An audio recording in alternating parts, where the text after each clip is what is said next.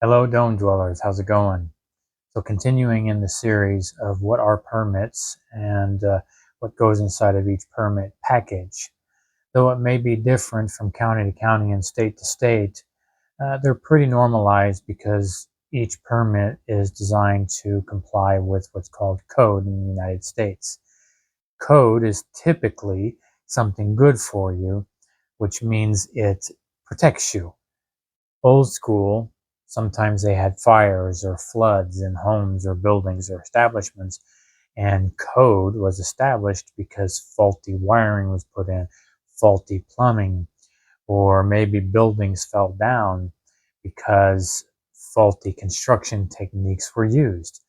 This is just what good engineering is and is not, and codes help level the playing field. Now, in my estimation, in my opinion too, codes can get kind of wily because they can go overboard and they get a little money hungry like the rest of the world. So they code you to death on every single thing, and some things that don't need to be coded are still coded.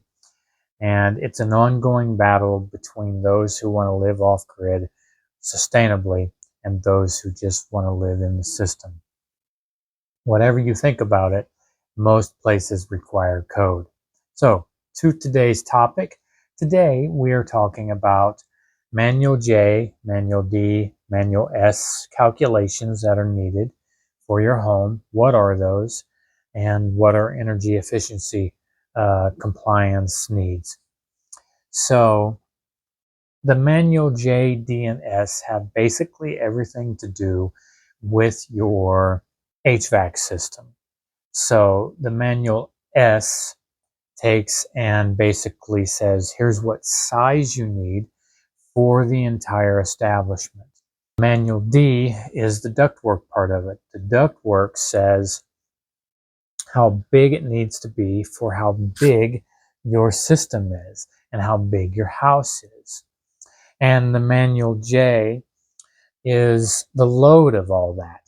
So the Manual J takes all those calculations, compares it to your home structure, and says, oh, here's what kind of a load we can expect and that you should be able to deal with. And it deals with the electrical side of the load, the air conducting side of the load, which includes door blow test, meaning are there leaks and those types of things inside of the house. So all these things go together to create a good unified force to understanding what you need for HVAC systems. Now, what does it do? How is it good for you? Why is it good for you? So, one, it helps to establish longevity of your equipment. Think of this: if you have too small of an AC main unit, and it's trying to pump air all the time into your home, then that unit's going to fail long before a unit that's the right size for your home. Also, a HVAC system helps to abate airborne particles, dust, molds, these types of things. At least a good modern one does anyway. They help to consume energy properly, all these calculations. So want to make sure that we're not using too much energy, even though remember I told you in the last video that your number one expense and expenditure from electricity wise in your home is the air conditioner. It eats up more energy than everything else combined. So you want to get as efficient on that as possible. It saves you money over the long haul if you're doing this correctly. And it optimizes the air intake and outflow, of course. And so you don't want to have a blower that's blowing you off your feet, and you want to be able to feel it. It can't feel so wimpy that you can't feel it whenever it's going at full blast. So these are required for most places. I did check here in Florida, and it appears that not every place requires these particular pieces, but you will need them. And excuse me here. So this is what they would kind of look like. Basically, they're a bunch of calculations for all those things that I was talking about. All the pages look very similar, whether it's a manual J, an S, a D.